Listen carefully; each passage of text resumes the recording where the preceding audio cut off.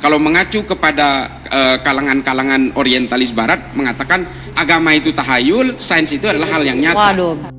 Jadi bahkan Nabi melarang mengatakan kafir kepada orang-orang pemeluk non-Islam di Madinah yang berakar kepada agama samawat, agama langit seperti Yahudi maupun Nasrani. Jadi mengkafirkan orang di luar agama Islam walaupun masih ahlul kitab itu pun tidak boleh? Tidak boleh. Oke. Nabi itu melekatkan kata kafir itu kepada Quraisy.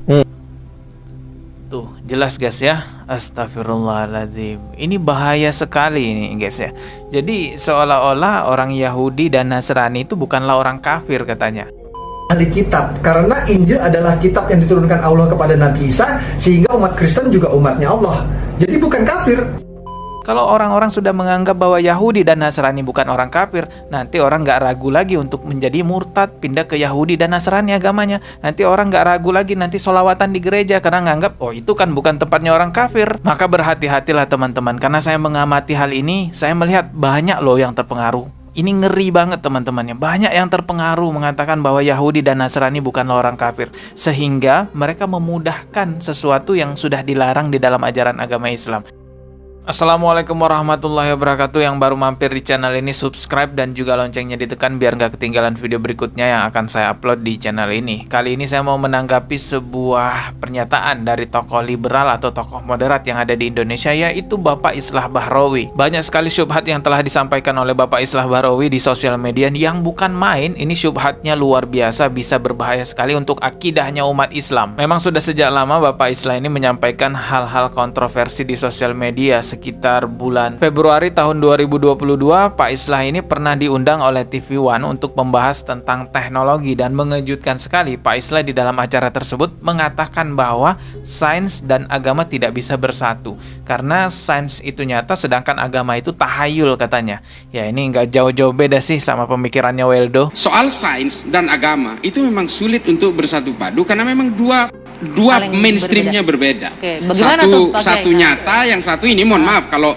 mengacu kepada kalangan-kalangan orientalis barat mengatakan agama itu tahayul, sains itu adalah hal yang nyata. Waduh. Pak Islah ini mengutip perkataan orang-orang orientalis barat untuk memperkuat argumennya di diskusi tersebut dengan mengatakan bahwa sains itu adalah hal yang nyata dan agama adalah tahayul. Jadi seolah-olah orang yang beragama itu susah berkembang di dunia sains. Entah apa maksudnya Pak Islah ini, apakah dia mau melemahkan semangat umat beragama Islam dalam mengembangkan sains, atau dia memang lupa sejarah bahwasanya banyak sekali tokoh agamawan Islam yang menemukan teknologi canggih yang sampai saat ini masih digunakan dan terus dikembangkan. Salah satunya adalah konsep dasar kamera ini. Siapa yang menemukan konsep dasar kamera? Yaitu adalah tokoh Islam yang kita kenal dengan sebutan namanya Al-Haytami. Tidak hanya itu, banyak lagi penemuan-penemuan canggih yang ditemukan oleh tokoh Islam. Mereka adalah orang-orang agamawan. Contoh lagi lainnya, sosial media yang saat ini menjadi kebutuhan umat manusia. Sosial media dikembangkan dengan apa? Dengan algoritma salah satunya. Siapa penemu algoritma? Ilmuwan Islam juga guys. Beliau bernama Abu Ja'far Muhammad Ibnu Musa Al-Khawarizmi, seorang pakar di dalam bidang geografi, astrologi, astronomi, dan matematika. Banyak lagi ilmuwan Islam lainnya seperti Ibnu Sina dan lain-lainnya. Jadi nggak benar kalau ada yang bilang bahwa sains dan agama tidak bisa menjadi satu, susah menjadi satu karena agama itu tahayul katanya. Sedangkan sains adalah hal yang nyata katanya. Astagfirullahalazim. Lancang banget kepada Allah Subhanahu wa taala mengatakan bahwa agama adalah hal yang tahayul. Nauzubillah. Saya tuh kadang heran ya, kenapa sih ada orang-orang yang ngakunya Islam, bahkan ditokohkan di negara kita, tapi dia malah melemahkan semangat-semangat para umat Islam di Indonesia. Biasanya orang-orang kayak gini memang dari kalangan liberal guys. Kelihatan sekali mau menjauhkan peran agama dari kehidupan sosial, menjauhkan agama Islam, syariat agama Islam dari umat manusia gitu ya, sampai berani mengatakan bahwa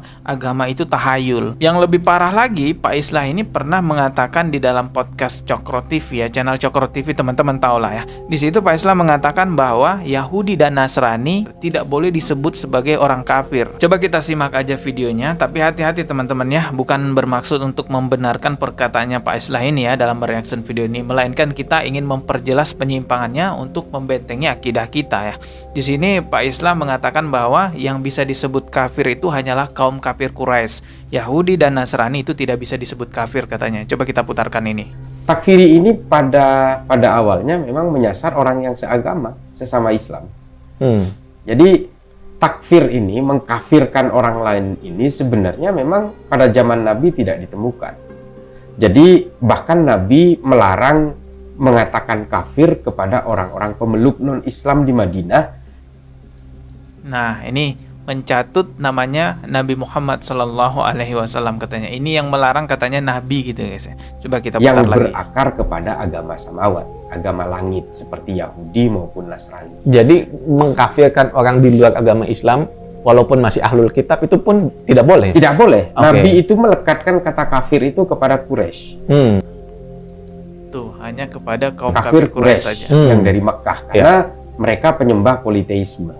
Jadi mereka itu dianggap murtad, dianggap musyrik karena memang tidak menyembah kepada Allah. Mereka menyembahnya kepada Lata, Uzza, kepada berhala-berhala, dan mereka menganggap Tuhan itu tidak satu. Artinya ini kan pelanggaran tauhid. Nah, Oke, kita ulang lagi coba ya biar jelas. jadi bahkan Nabi melarang mengatakan kafir kepada orang-orang pemeluk non-Islam di Madinah yang berakar kepada agama samawat, agama langit seperti Yahudi maupun Nasrani. Jadi mengkafirkan orang di luar agama Islam walaupun masih ahlul kitab itu pun tidak boleh? Tidak boleh. Oke. Nabi itu melekatkan kata kafir itu kepada Quraisy. Tuh, jelas guys ya. Astagfirullahaladzim. Ini bahaya sekali ini guys ya. Jadi seolah-olah orang Yahudi dan Nasrani itu bukanlah orang kafir katanya. Padahal jelas sekali dalam surah Al-Bayyinah ayat ke-6 Allah telah menegaskan di situ. Sesungguhnya orang-orang yang kafir yakni ahli kitab. Siapa ahli kitab yang dimaksud di sini? Yaitu Yahudi dan Nasrani. Itulah orang-orang kafir.